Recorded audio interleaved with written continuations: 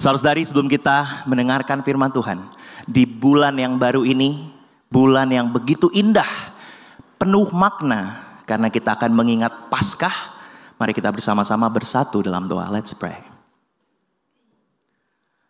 Selamat pagi ya Tuhan ya Allah Bapa, kami bersyukur atas kasih penyertaan Engkau yang begitu dahsyat, yang menuntun kita dan membawa kita sampai hari ini Tuhan.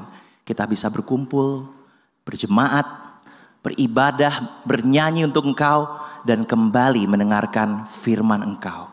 Bapak, terima kasih Tuhan untuk keluarga yang Kau berikan di dalam jemaat kita GKI Tangerang. Kita bersyukur Tuhan, kita memiliki satu dengan yang lain untuk membawa kita, mengasah kita untuk semakin mirip dengan Engkau. Tetapi terlebih daripada jemaat gereja yang Kau berikan, kita bersyukur atas firman Engkau yang Kau berikan untuk menjadi tuntunan, arahan hidup setiap kita di sini. Dan kita juga bersyukur atas Yesus Kristus yang kita akan mengingat kembali, mati di kayu salib, dibangkitkan, berkorban untuk dosa-dosa kita, dan dibangkitkan untuk memperlihatkan kemenangan atas dosa. Bapak, buka hati dan pikiran kami pagi hari ini kepada firman Engkau. Biarlah firman betul-betul bisa tertanam, bertumbuh dan berbuah di dalam hati setiap saudara-saudari. Urapi hamba-Mu Bapa yang akan membawakan firman. Biarlah setiap kata yang keluar dari mulut hamba-Mu betul-betul berasal daripada Engkau. Terima kasih Allah Bapa, yang satu nama Tuhan Yesus Kristus. Kami berdoa dan mengucap syukur. Amin. Amin. Saudara-saudari, kita memasuki bulan yang baru, bulan April.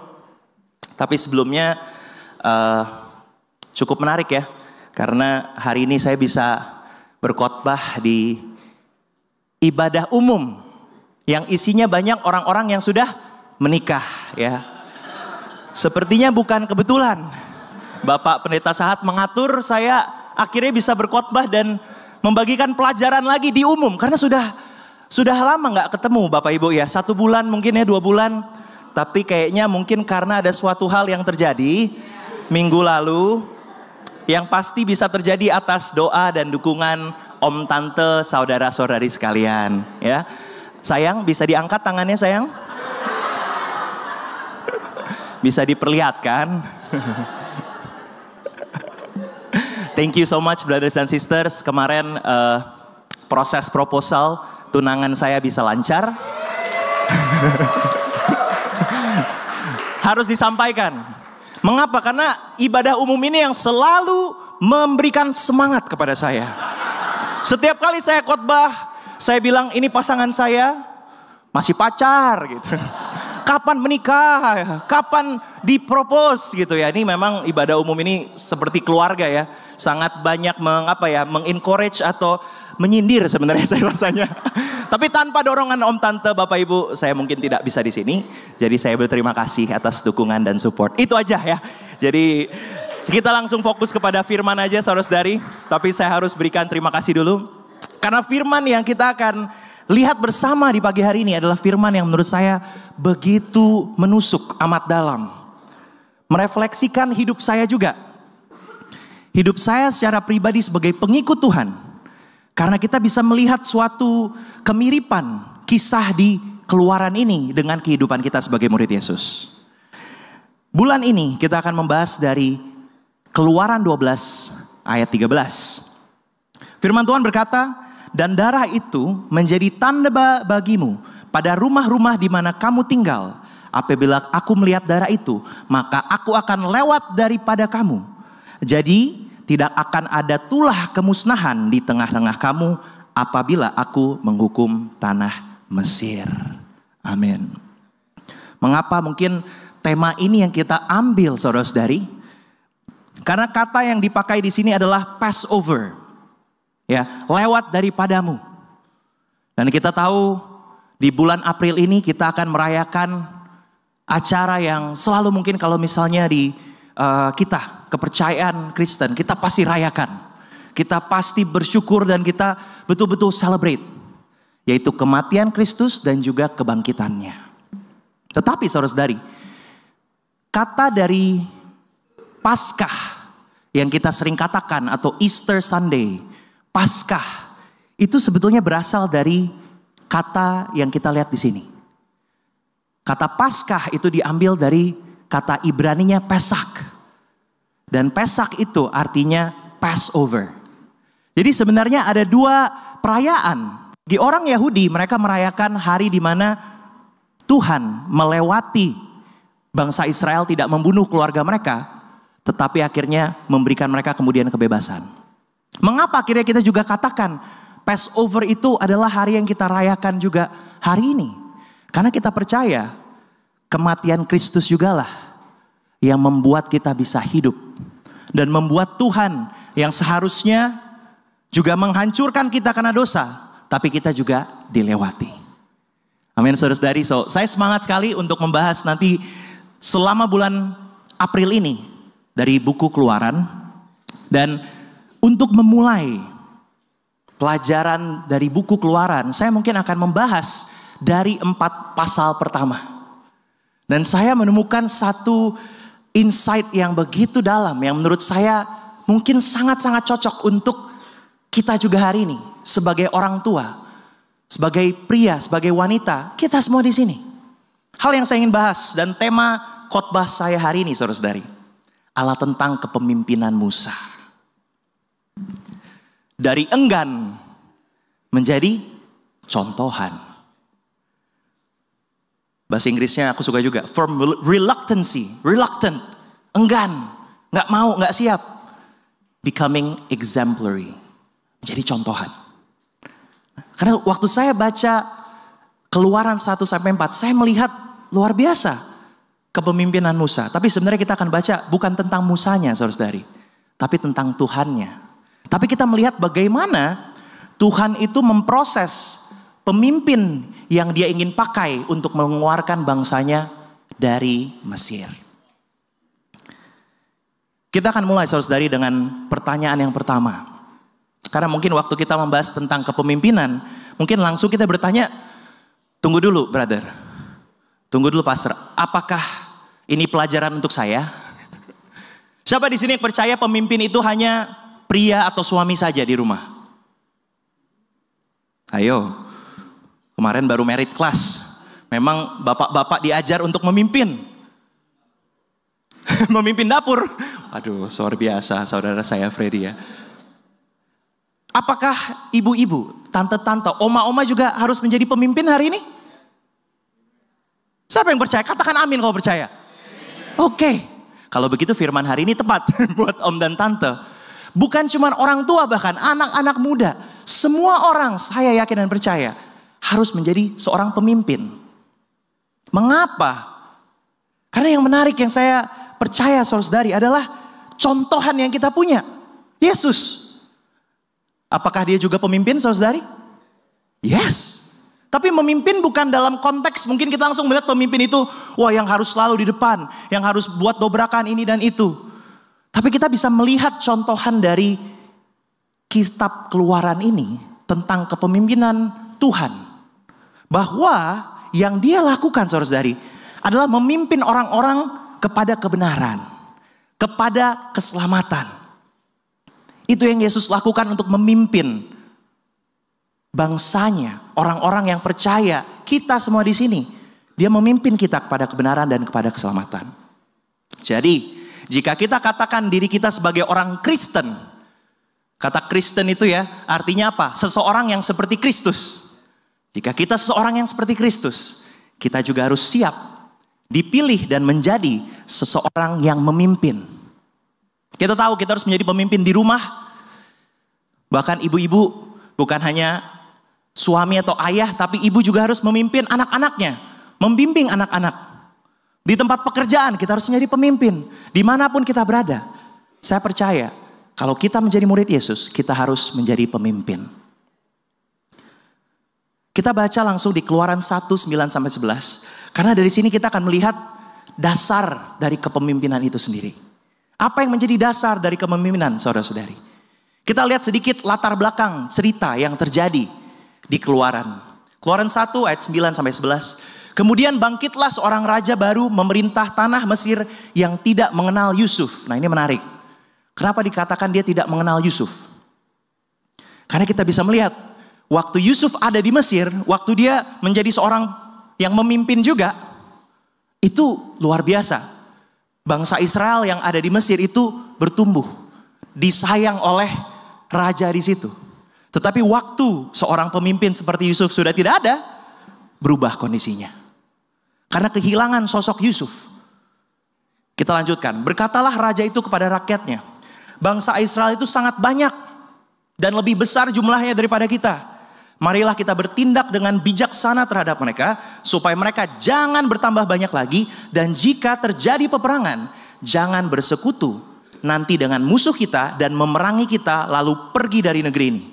Sebab itu pengawas-pengawas rodi ditempatkan atas mereka untuk menindas mereka dengan kerja paksa. Mereka harus mendirikan bagi Firaun kota-kota perbekalan, yakni Pitom dan Ramses.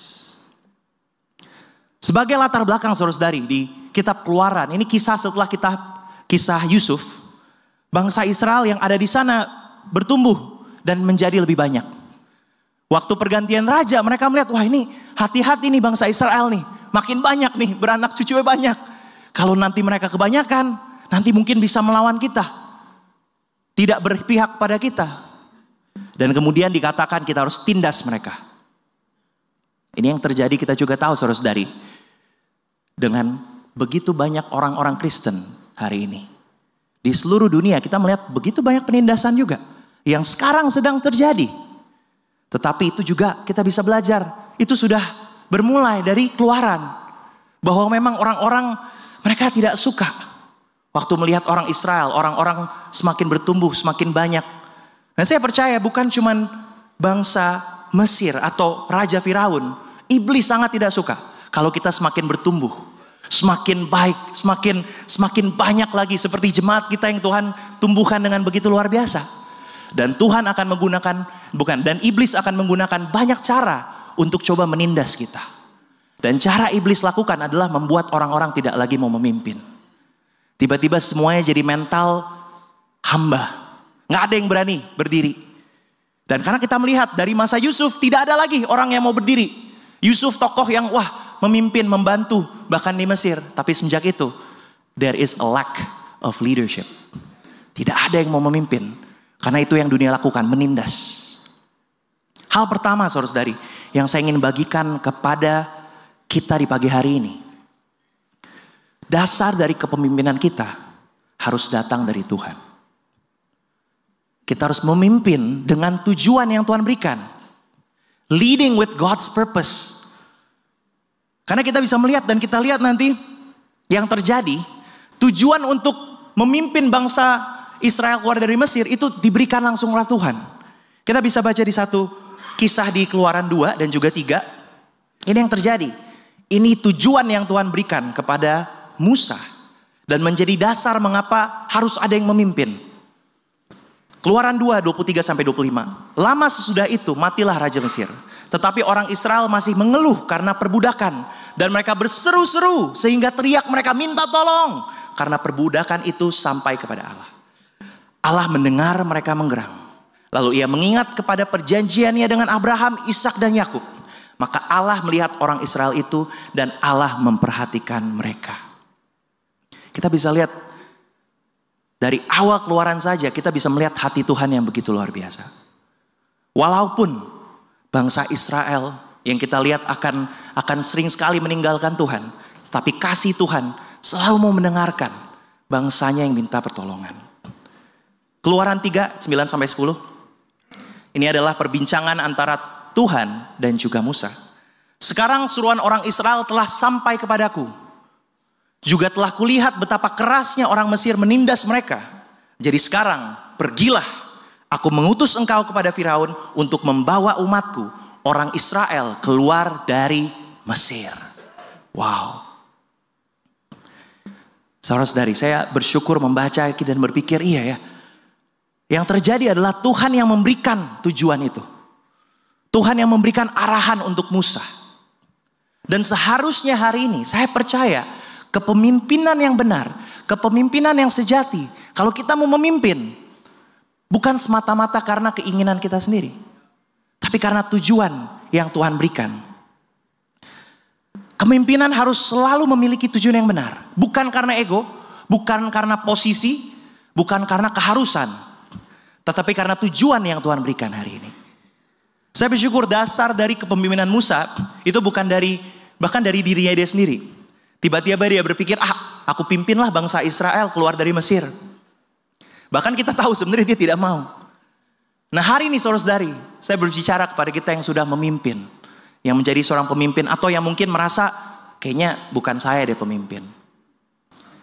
Kita harus ingat bahwa kepemimpinan kita dasarnya bukan karena ego kita, karena kemampuan kita, karena keharusan, tanggung jawab untuk memimpin keluarga, tanggung jawab untuk memimpin grup-grup kecil, tanggung jawab membantu orang.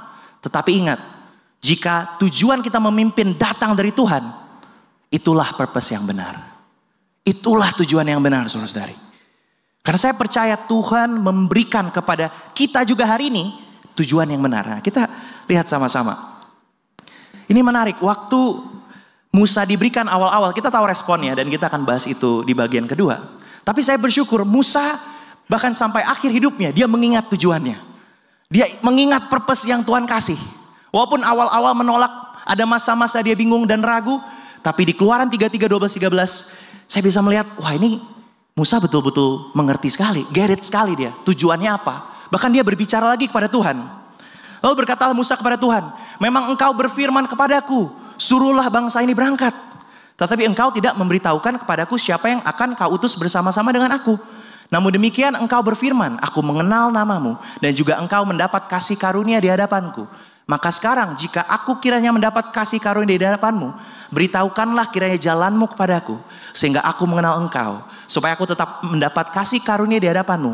Ingatlah bahwa bangsa ini umatmu. Wow, saya bersyukur. Walaupun awalnya mungkin Musa bingung tujuan mengapa dia harus memimpin. Mengapa dia harus membantu begitu banyak orang-orang keluar dari Mesir. Karena dia meninggalkan begitu banyak hal. Dia sebenarnya bisa hidup nyaman.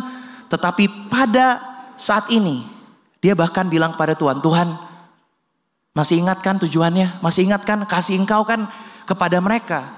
Kan kau yang meminta aku mengeluarkan bangsa ini dari Mesir. Tuhan ingat kasih kepada bangsamu ini. Kasih dan janji yang kau berikan kepada aku. Nah ini bersyukur sekali saudara-saudari. Saya melihat salah satu contohan yang menjadi dasar kepemimpinan. Yang Musa sangat-sangat mengerti adalah tujuan yang dia dapat dari Tuhan. Amin saudara-saudari. Amin.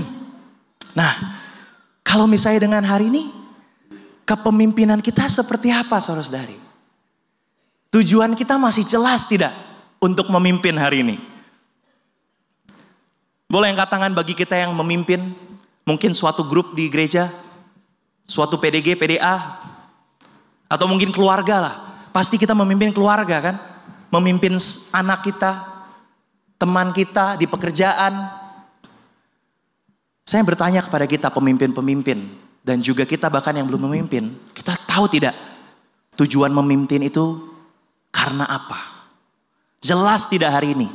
Atau mungkin kita sudah karena tanggung jawab. Ya udah deh saya membantu orang-orang, saya memimpin grup karena ini yang diminta Pak Sahat.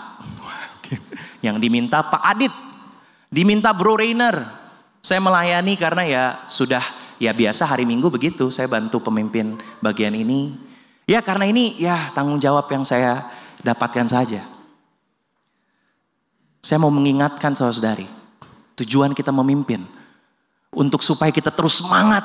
Terus tidak lupa. Itu harus datang dari Tuhan. Nah, ini menarik. Makanya tadi saya bilang banyak sekali kehidupan di Keluaran. Itu merefleksikan sekali kehidupan kita hari ini. Karena apa yang Musa lakukan adalah membawa bangsa Israel keluar dari Mesir. Melewati Laut Merah. Dan kemudian berjalan di padang gurun.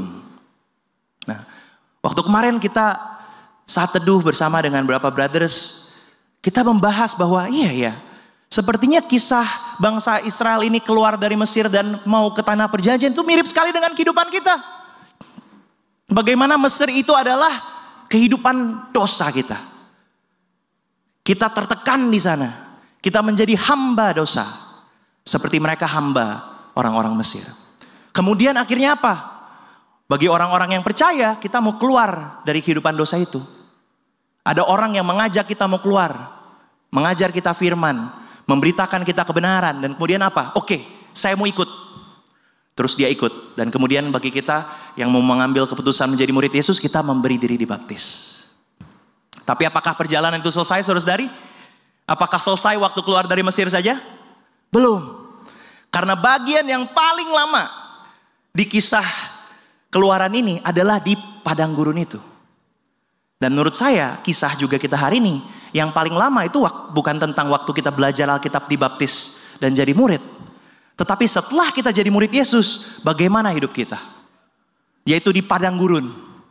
Itulah proses kita menjadi murid Yesus. Mengeluarkan bangsa Israel dari Mesir itu nggak sampai beberapa bulan. Tetapi kalau di padang gurun berapa tahun? 40 tahun. Ada mungkin beberapa di sini yang menjadi murid Yesus belajar Alkitab cuman beberapa hari ya, betul ya. Saya ingat ada beberapa, kok Agus kok nggak salah cuman beberapa hari, ada yang cuman 1 minggu, ada yang cuman 1 bulan, kemudian dibaptis. Nah, tapi perjalanan murid itu tidak selesai di saat kita dibaptis. Mengapa? Ini poin yang saya suka kemarin waktu kita bahas ya. Dan juga yang diajarkan kepada kita waktu kita berkumpul dengan pelayan-pelayan yang lain. Karena 2 proses memimpin orang itu bukan cuma mengeluarkan orang dari dosa, tapi mengeluarkan dosa dari orang itu sendiri. Mengeluarkan Israel dari Mesir itu suatu proses yang penting. Tetapi yang juga penting, yang sama pentingnya adalah mengeluarkan Mesir dari hati bangsa Israel. Keselamatan dan kemudian pengudusan. Keluarkan dari Mesir, mengeluarkan Mesir dari hati.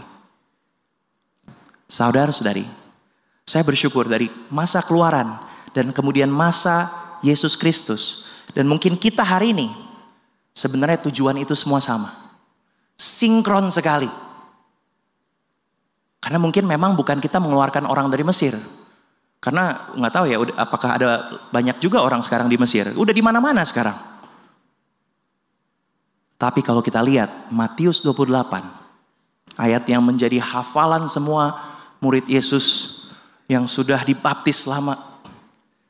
Menarik. Jika Musa dikatakan pergilah, keluarkanlah bangsaku dari Mesir ke tanah perjanjian. Bagi kita hari ini sama, pergilah juga. Jadikanlah semua bangsa muridku dan baptislah mereka dalam nama Bapa dan Anak dan Roh Kudus. Nah ini penting juga nih. Ajarlah mereka melakukan segala sesuatu yang telah kuperintahkan kepadamu. Tujuan kita hari ini, saudara-saudari, sebagai pemimpin sungguh jelas. Yaitu kita bukan hanya sekedar pemimpin keluarga, bukan hanya sekedar pemimpin grup, tapi Tuhan sudah memilih kita jika kita orang percaya untuk memimpin orang-orang keluar dari dosa. Menjadikan semua bangsa murid, mengasihi dan memberi dampak, membantu jiwa-jiwa yang untuk berhenti hidup dalam dosa, membantu orang terkoneksi dengan Tuhan. Saya bangga dan saya bersyukur, saya melihat ini terjadi di jemaat ini. Saya melihat ini terjadi di jemaat ini, saudara. Bukan hanya di ibadah youth, anak-anak muda, bukan hanya di anak-anak remaja, bukan hanya di merit, tapi bahkan juga di piwah. Orang-orang yang sudah berumur. Bukan hanya di daerah Karawaci, tapi juga ada di Pamulang. Daerah juga di Citra yang kita sudah, puji Tuhan, kita bersyukur membangun gereja dan jemaat di sana. Itu semua saudara-saudari kita lakukan karena kita percaya misi dan tujuan yang Tuhan berikan kepada kita. Mari kita ingat kembali saudara-saudari, tujuan yang Tuhan sudah berikan kepada kita juga. Yang Tuhan berikan kepada Musa. Dan kemudian dilanjutkan kita melihat itu sempurna dalam Yesus. Dan Yesus katakan kepada kita sekarang, kalian sekarang lanjutkan. Pergilah, jadikanlah seluruh bangsa muridku. Waktu kita melihat kisah di Keluaran, kita melihat tujuan dari Tuhan itu sangat jelas. Untuk kita memimpin juga hari ini, orang-orang keluar dari hidup dosa dan menuju hubungan dengan Yesus. Membawa mereka ke surga. Sama seperti Musa. memimpin orang-orang keluar dari Mesir, kemudian ke tanah perjanjian. Saudara-saudari, inilah kepemimpinan yang Tuhan ingin berikan kepada kita semua di sini. Mau kita saudara, mau kita saudari, mau kita married, mau kita single, mau kita piwat, tujuan ini Tuhan mau berikan kepada kita semua. Amin, saudara-saudari. Itulah poin saya yang pertama. Waktu saya baca di Keluaran 1 dan 2 ini clear sekali ya. Dan bukan hanya dari situ, dari kehidupan Yesus, kehidupan murid-murid, Paulus, semuanya sinkron. Kita semua berpegang kepada tujuan yang Tuhan berikan untuk memimpin. Mari kita mengambil tanggung jawab, mengambil panggilan ini juga, saudara-saudari. Gereja kita akan semakin bertumbuh dan berduplikasi. Kemarin saya salah pilih.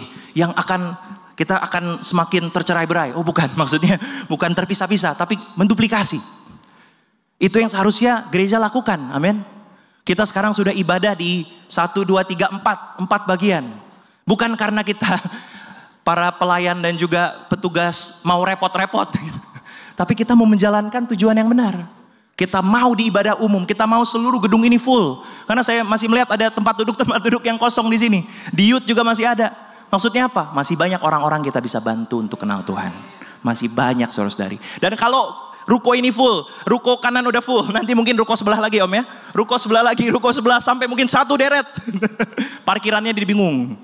Karena dari ujung ke ujung, wah ini semuanya gitu. Tapi bukan hanya di satu tempat ini. Kita mau ke Citra, kita ke daerah Pamulang, Karawaci, BSD. Kita mau melakukan ini karena ini tujuan yang Tuhan berikan. Tapi siapkah kita memimpin hari ini? Siapkah kita mengambil baton kepemimpinan? Bukan karena kita seorang yang bisa, tapi karena ini yang Tuhan inginkan. Poin saya yang kedua, saudara-saudari. Dan yang terakhir, ini yang menurut saya juga penting sekali. Waktu saya baca di Keluaran 3-4, ini menusuk hati saya juga. Karena ini yang terjadi. Perbincangan Tuhan dengan Musa.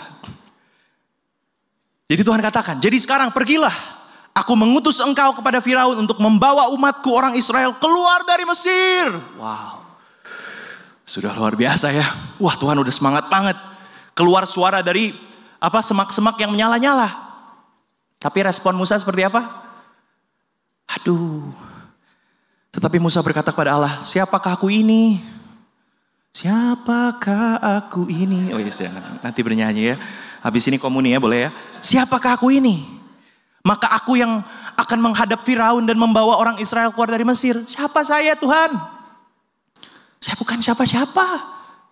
Lalu firman-Nya, bukankah aku akan menyertai engkau? Inilah tanda bagimu bahwa aku akan mengutus engkau. Apabila engkau telah membawa bangsa itu keluar dari Mesir, maka kamu akan beribadah kepada Allah di gunung ini. Nah yang kita temukan saudara-saudari, ternyata gunung ini adalah Gunung Sinai. Tuhan berbicara kepada Musa itu di Gunung Sinai dan dia bilang, kau akan membawa bangsa itu ke sini lagi. Dan saya akan beribadah dan saya akan berfirman juga kepada bangsa dan mereka akan beribadah di gunung ini juga. Wah luar biasa, janjinya luar biasa ya. Tapi saudara-saudari, respon Musa ini adalah respon yang paling menurut saya, wah ini betul-betul nih. Betul-betul manusia dia. Betul-betul manusia biasa dia memang. Karena aduh komentarnya seperti komentar yang kita sering dengar hari ini Bapak Ibu. Brother mari kita bantu. Kita harus melakukan hal ini. Siapa aku bro? Talenta saya bukan di sana. Sister tolong bantu untuk melakukan hal ini. Saya percaya kamu bisa. Bro jangan saya dulu bro.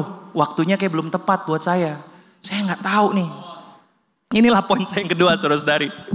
Leading is not because of who I am. Who you are. Memimpin bukan karena siapa saya. Bukan karena saya ini siapa. Karena itu yang Musa katakan, saya siapa.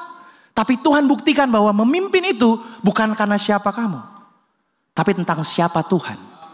Siapa saya bagi engkau. Siapa saya Tuhan engkau. Kita melihat ya kemanusiaan Musa. Yang mungkin kita pikir wah kepemimpinan Musa luar biasa banget nih. Kalau misalnya kita mau belajar kepemimpinan tentang Musa. Tapi yang justru kita belajar ya, Musa itu orang yang jujur, orang yang biasa-biasa aja, orang yang takut bahkan. Karena ini beberapa kalimat-kalimat balasan Musa waktu diminta lagi. Keluaran 4 ayat 1. Lalu saud Musa, bagaimana jika mereka tidak percaya kepadaku? dan tidak mendengarkan perkataanku, melainkan berkata, Tuhan tidak menampakkan diri kepadamu. 4 ayat 10. Lalu kata Musa kepada Tuhan, Tuhan, aku ini tidak pandai bicara, dahulu pun tidak, dan sejak engkau berfirman kepada hambamu pun tidak, sebab aku berat mulut dan berat lidah. Apa maksudnya itu ya? Berat mulut dan berat lidah gitu. Berat badan bukan berat badan, berat mulut, berat lidah. Mungkin nggak tahu ya, apakah mungkin doer mulutnya gede gitu si Musa ya, apakah mungkin sedang makan, tapi kita tahu ini metafora ya, bahwa mau ngomong aja susah gitu karena berat gitu. Itu yang Musa katakan. 4 ayat 13. Tapi Musa berkata, Tuhan, utuslah kiranya siapa saja yang patut kau utus. Maksudnya apa? Jangan saya. Utus yang lain. Jangan saya Tuhan, saya udah berat mulut, berat lidah.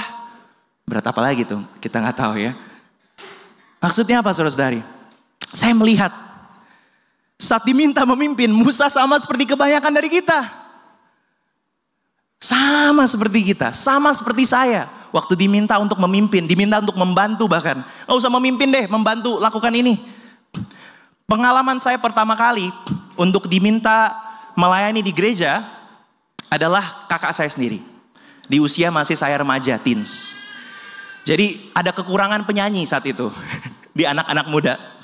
Terus kakak saya datang, kamu bantuin dong jadi singer, jadi penyanyi. Bantuin dong ini. Sebenarnya cuma jadi backup saudara-saudari. Cuma jadi bench. Kalau ada yang kosong saya gantikan. Waktu dia tanya kayak gitu, enggak mau. Karena saya nggak mau dipaksa untuk pelayanan. Nih, saya nggak mau dipaksa-paksa gitu. Padahal dirinya takut, masih nggak mau, masih belum siap gitu. Suara saya emangnya bagus, kayak nggak bisa. Kakak saya minta tolong karena kekurangan orang di anak-anak muda waktu dulu. Saya langsung menolak karena merasa, nanti kok aku lakukan motivasinya karena dipaksa kamu. Nah, saya nggak mengerti tujuan untuk memimpin, untuk melayani saat itu. Tapi saya bersyukur kakak saya membujuk-bujuk saya dan menginspirasi saya. Kakak saya Selinda Raina Walando, jika kamu menonton, thank you so much. Kamu orang yang mengajak saya untuk melayani pertama kali. Walaupun dengan sedikit sindiran, tapi akhirnya saya berpikir, ya juga ya, memang ada kebutuhan. Memang ini juga yang saya tahu Tuhan mau. Kenapa enggak ya? Bersyukur ada proses. Seperti Musa, kita lihat Tuhan proses. Awalnya langsung menolak, membuat banyak alasan. Aduh bro, waktu bro. Kurang waktu. Bukan ya waktu beneran ya. Orang di sini bilang ke pelayanan kurang waktu. Waktu atau waktu nih. Tapi banyak alasan tiba-tiba. Dan bukan hanya banyak alasan, dia mempertanyakan. Wah Tuhan udah bilang, dia tanyakan balik. Yakin? Ini gak bisa ngomong loh Tuhan. Yakin, aku bukan siapa-siapa loh Tuhan. Ini seperti banyak dari kita di sini. Amin. Wah diaminin lagi, bener berarti ya. Amin, ya seperti ya, betul. Siapa di sini mungkin yang sekarang ya, sedang lagi diminta untuk memimpin. Yang lagi diajak untuk melayani. Yang Pak Sat datangi dan, bro bantuin saya belajar Alkitab dengan ini yuk. Yang Bro Adit mungkin sedang ajak, bro bantu saya di Citra bro. Yang Bro Rainer juga ajak, bantu pimpin dong. Yang Bro Rainer juga minta tolong. Atau Tuhan juga sedang berbicara ke dalam diri kalian. Ayo lakukan sesuatu, pimpin sesuatu. Dan banyak dari kita langsung apa? Menolak, banyak alasan dan mempertanyakan. Sama seperti Musa, itu manusiawi. Saya bukan bilang itu hal yang tidak benar, karena memang itu benar. Karena memang mungkin kita tidak ada kapasitasnya. Kita mungkin merasa memang gak bisa seperti Musa. Mungkin kadang-kadang seperti saya, kalau saya khotbah kadang-kadang ada tongue slip. Jadi anak-anak single suka perhatiin tuh, kalau saya khotbah kadang-kadang ada kepleset kata-katanya. Saya pun sering kepleset kata-katanya. Musa mungkin bukan hanya kepleset, wah gubrak jatuh kalau dia bicara. Nah tapi ini hal yang menarik, saudara-saudari coba perhatikan di layar ya. Bisa lihat gak perbedaan di gambar ini? Yang pertama di mana? Awan. Engsel. Yang paling penting, yang paling kelihatan matahari. Wis, pinter nih. Berarti sepertinya bukan merit ministry, ini masih matanya masih jeli, masih siap nih untuk melihat visi ke depan ya. Nah, ini contoh juga kedua. Nah, ini lebih susah nih. Apa perbedaannya Bapak Ibu? Burung? Enggak, burungnya sama. Bagian mana? Pagar, wah, ini memang kayak kerjaannya kayak gitu ya. Melihat perbedaan dan kesalahan. dalam, jangan dilanjutkan. Tapi apa yang menarik di sini saudari? Begitu gampang kita melihat kesalahan. Ya. Bukan cuman Bu Yeni, kita semua di sini langsung, itu nggak ada mataharinya, itu nggak ada awannya, itu kurang ini, kurang ini, kurang ini. Dan tahu nggak, yang lebih gampang kita untuk bilang kesalahan adalah apa? Diri kita.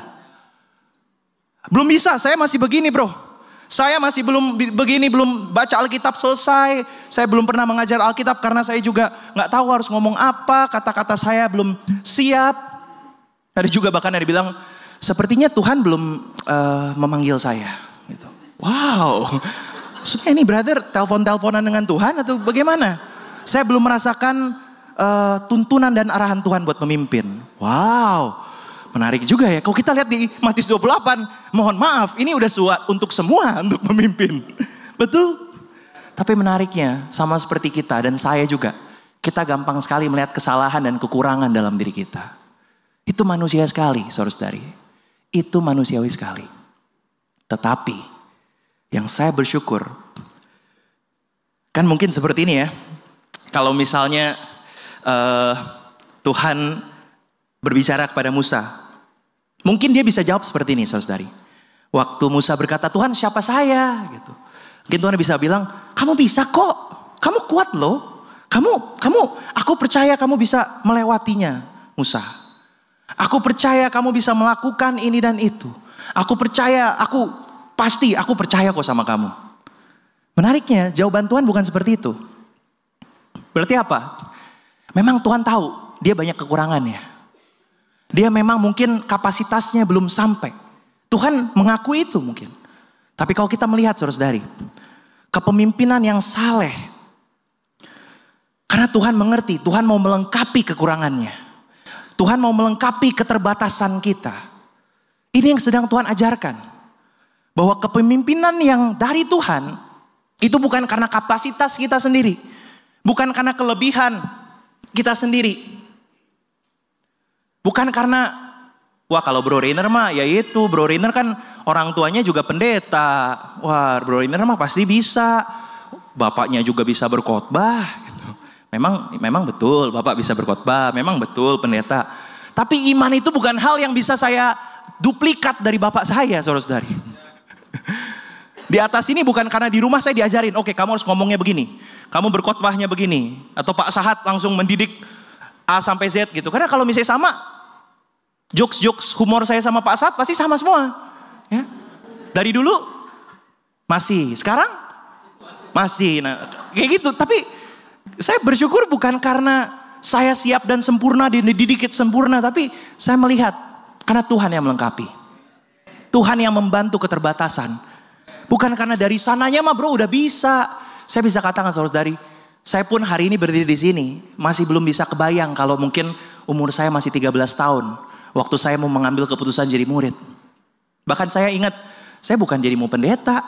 Saya mau jadi bisnismen. Bisnismen tapi yang rohani gitu. Saya ingat di kata-kata saya ingin jadi bisnismen dan bisa bantu berikan lapangan pekerjaan buat saudara-saudari. Wow, nggak tahu dari mana itu. Jadi waktu saya nggak pernah kepikiran sampai ke situ, tapi pelan Tuhan menumbuhkan kemampuan, membantu kekurangan saya, keterbatasan saya untuk menjadi pemimpin bukan yang sempurna, tapi yang saleh. Nah. Seperti yang tadi saya bilang, Tuhan tidak menjawab seperti ini. Kamu bisa kok, semangat ya. Kamu sempurna Musa, tenang. Kamu punya kapasitasnya. Itu mungkin lain kalau jawaban Tuhan seperti itu. Tapi yang Tuhan katakan adalah apa? Bukankah aku yang menyertai engkau? Waktu kita bertanya saudara-saudari, Tuhan, siapakah aku ini? Tuhan bisa dengan bilang, memang bukan tentang kamu, bukan tentang siapa kamu, tapi tentang siapa aku. Tenang saja, aku akan menyertai engkau. Kita memimpin karena Tuhan mau memperlihatkan kesempurnaannya. Bukan karena kita sudah sempurna, dia tahu kita jauh dari sempurna. Siapa di sini yang waktu mau mengambil keputusan jadi murid Yesus, karena udah rohani, karena udah bisa berkhotbah, udah bisa sharing firman Tuhan dengan luar biasa, seperti Pak Sahat, seperti Bang Yanse di sini. Waktu kita menjadi murid Yesus awal-awal, bukan kita sudah 100% sempurna siap. Tapi kita ambil keputusan itu karena kita percaya kita mau disempurnakan. Kita mau disempurnakan oleh Tuhan yang sempurna.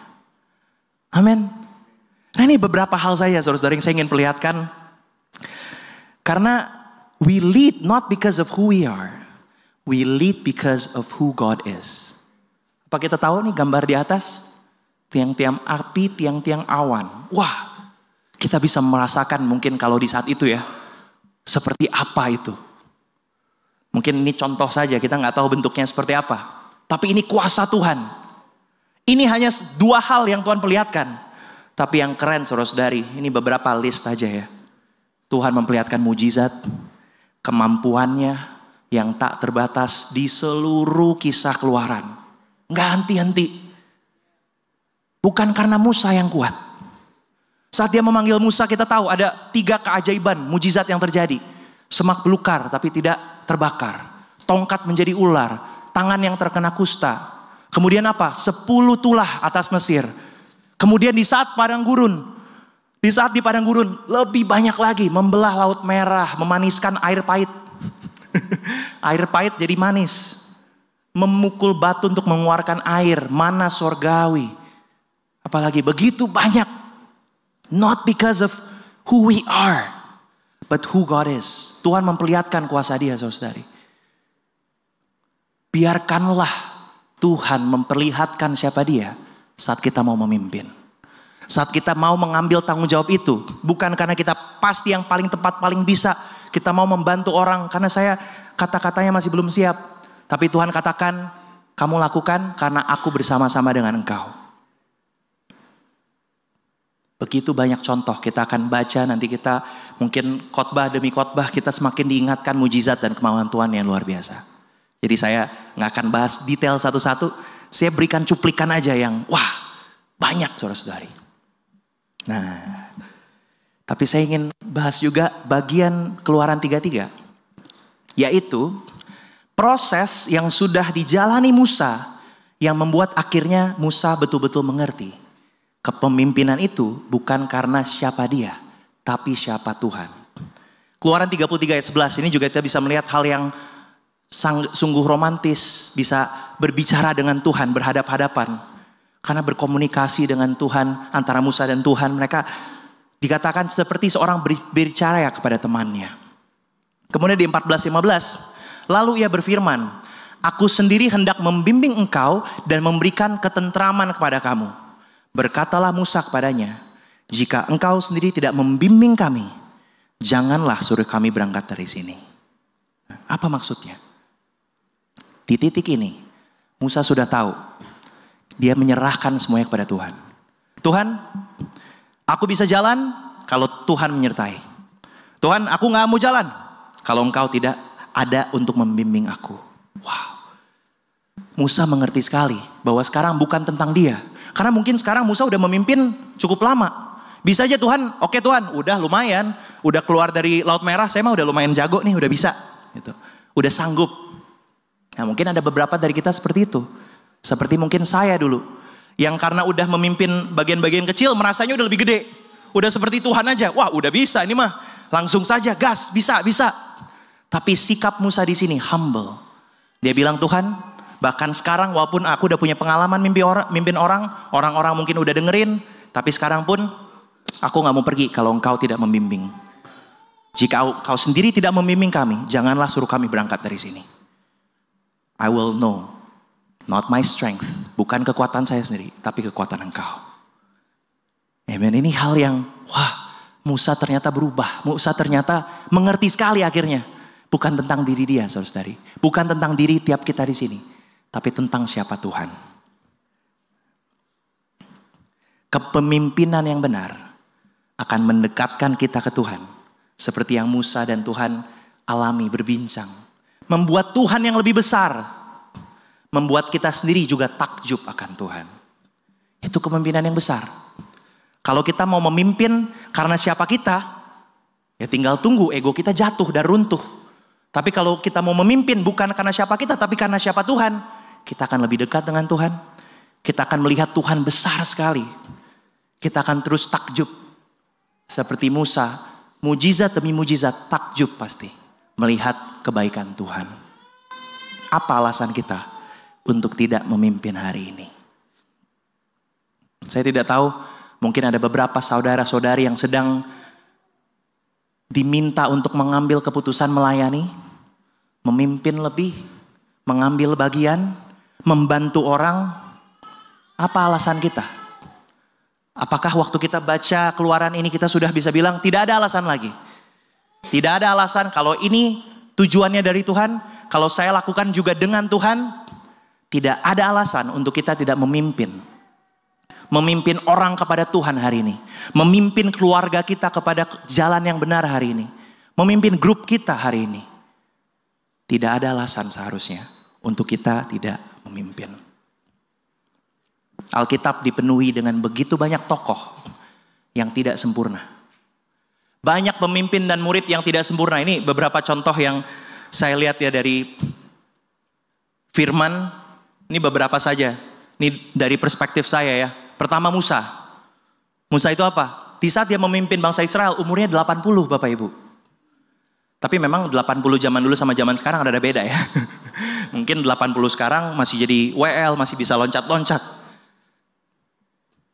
Tidak merasa layak. Tidak jago berbicara. Tidak percaya diri. Penakut. Alkitab penuh dengan begitu banyak pemimpin dan murid yang tidak sempurna. Unlikely leaders, aku bilang. Unlikely disciples. Karena latar belakang mereka gak bisa.